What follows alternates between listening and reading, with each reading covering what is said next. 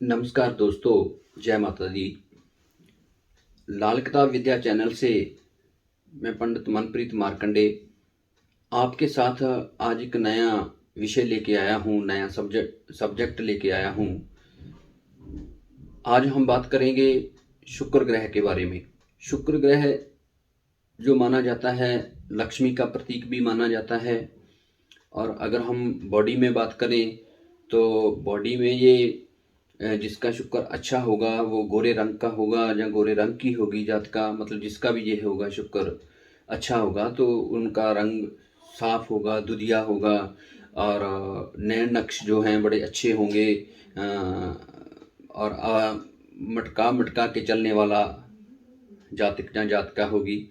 और शुक्र अच्छे वाला व्यक्ति जो है वो लक्ष्मी से धनवान तो होता ही है। दूसरी साइड हम बात करें तो शुक्र अच्छे वाला जो व्यक्ति है वो सजना संवरना हमेशा पसंद करता है।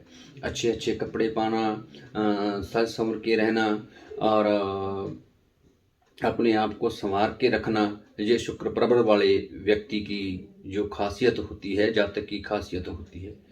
तो शुक्र को लक्ष्मी के रूप में भी देखा जाता है कि अगर लक्ष्मी का कुंडली में हिसाब किताब जहाँ प्रभाव देखना हो, जहाँ पैसे का हमने देखना हो तो शुक्र पे हम जाएंगे कि शुक्र कहाँ बैठा है और किस हाउस में बैठा है, किस घर में बैठा है, उसको कौन सा ग्रह देख रहा है, कौन सा ग्रह चोट मार रहा है। ये सब देखने के बाद हम पैसे के बारे में, जातक के बारे में चर्चा कर सकते हैं। तो आज हमारा जो टॉपिक है वो है शुक्र 11th हाउस मीन्स 11वें घर में शुक्र हो तो उसका क्या फल देता है, वो अच्छा बुरा क्या फल देता है।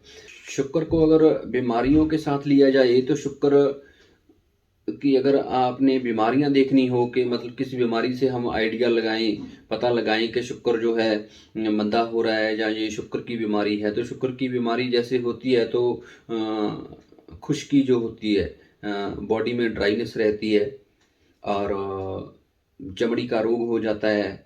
और जैसे शुक्र 11th हाउस की बात कर रहे हैं हम, 11वें घर में शुक्र बैठा हो तो ये पुरुष के शुक्राणुओं में कमी देता है, मीन वीर्य में प्रॉब्लम देता है, या ये कह लो कि नर जातक पैदा करने की शक्ति उसमें कम हो जाती है। तो ऐसे समय के उपाय भी बताए गए हैं कि अगर शुक्र 11th हाउस में हो और मंदा हो तो किस उपाय से हम आगे बढ़ सकते हैं, किस उपाय से हम अच्छा फल ले सकते हैं। तो शुक्र 11th वाला, 11वें घर वाला जो जातक होता है वो अपनी जो मर्दाना शक्ति होती है, अपना जो पुरुषार्थ होता है वो बचपन में खो चुका होता है, बचपन की गलतियों से और बचपन में गलत रास्ते पे जाने से या बचपन में बुरी संगत में वो चला जाता है। तो उसकी जो मतलब पुरुषार्थ है, जो बच्चा पैदा करने की शक्तियां हैं, वो मतलब बचपन में ही वो गंवा चुका होता है।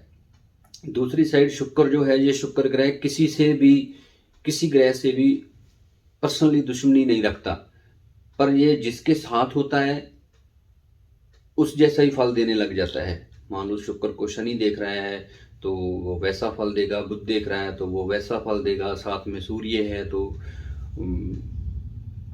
वैसा फल देगा। सूर्य से मेरे को याद आया, अगर मान लो किसी जातक की कुंडली में सूर्य शनि इकट्ठे हैं या किसी का मंगल बद हो जाता है तो उसका सीधा प्रभाव जो है वो शुक्र पे पड़ता है। माने कि ये मान के चले हम, सूर्य शनि इकट्ठा है, बाप बेटे में प्रॉब्लम रहेगी, पर वो अगर प्रॉब्लम आती है तो वहां पे शुक्र की बलि दी जाती है। शुक्र ग्रह खराब हो जाता है मीन्स, तो मतलब विवाहित जीवन जो देखा जाता है, विवाहित जीवन शुक्र से देखा जाता है तो जब तक का विवाहित जीवन है जो वो भी खराब हो जाता है। जहाँ घर में अनबन होनी शुरू हो जाती है, जहाँ उसके नर संतान देर से पैदा होती है।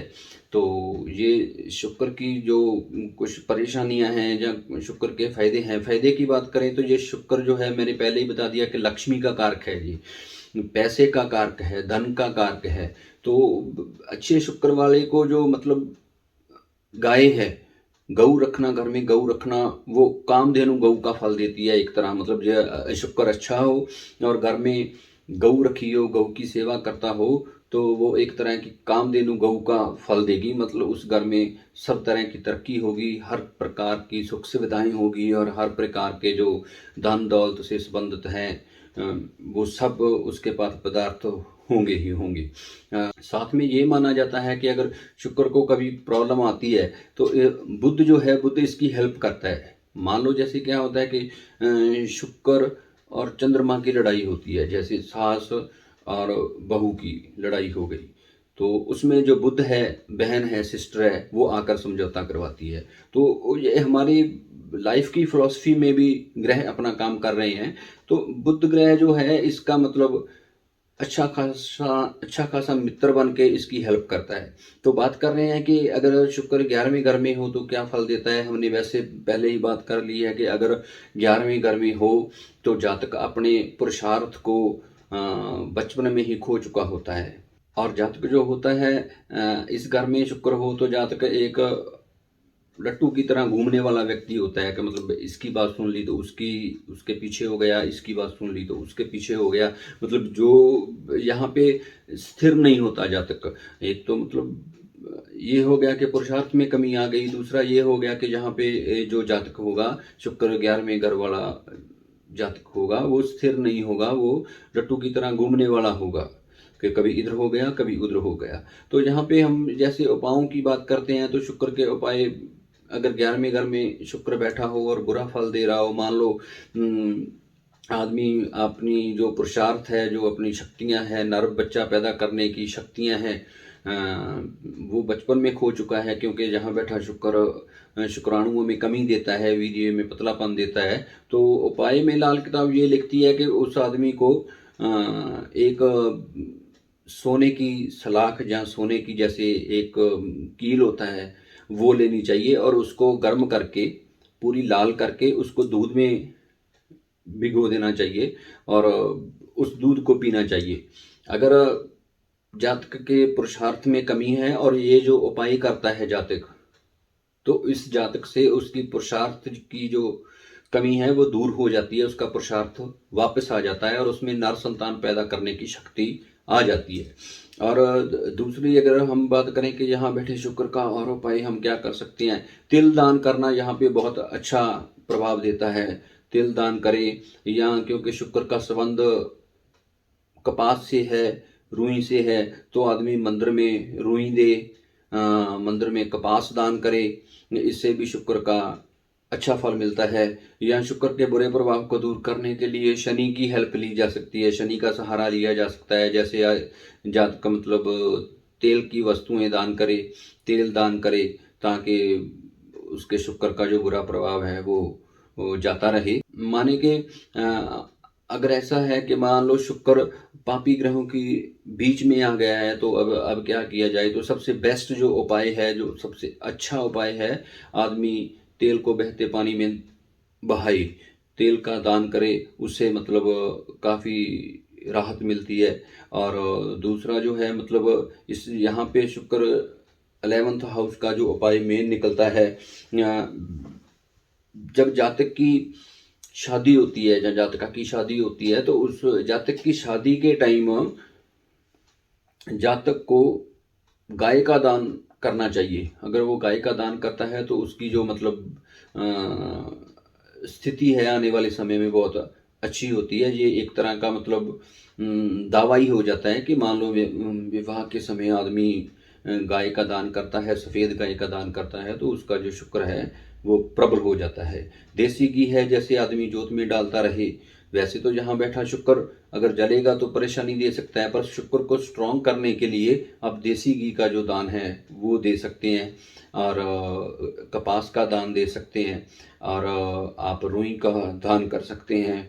और 11th हाउस में शुक्र बैठा हो तो पुरुषार्थ को स्ट्रॉन्ग करने के लिए सोने की सलाख को वो दूध में भिगोकर वो दूध पिए रेगुलर, तो उसको अच्छे परिणाम मिलेंगे। जैसे हमारी पहली मतलब वीडियो में हमने डिस्कस की थी कि मैंने स्टार्ट ही यहाँ से किया था। सबसे पहले हमने जो वीडियो पेश की थी वो थी कि लाल किताब के नियम क्या हैं, रूल्स क्या हैं, और फिर उसके बाद हमने वीडियो जो आपको दी थी वो वीडियो थी कि अगर गुरु ग्रह बृहस्पति जी 12th हाउस में हो, 12वें घर में हो, तो वो क्या फल देते हैं। उसके बाद हमने आपको वीडियो दी थी, जैसे राहु 5th हाउस में हो, 5वें घर में हो, तो राहु गर्भपात करवाता है।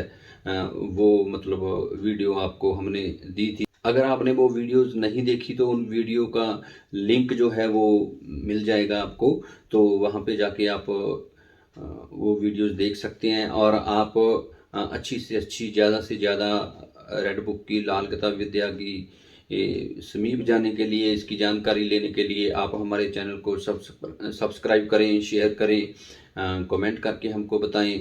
और अगर आप पर्सनली तौर पे अपनी कुंडली एनालिसिस करवाना चाहते हैं तो फ़ोन नंबर मेरे स्क्रीन पे आ रहे हैं, आप हमसे कांटेक्ट कर सकते हैं, ईमेल भी कर सकते हैं आप हमको।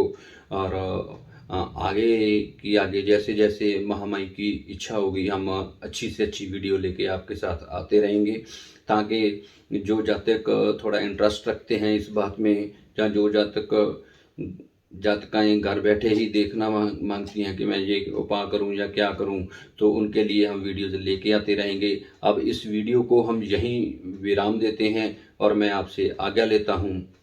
जय माता की।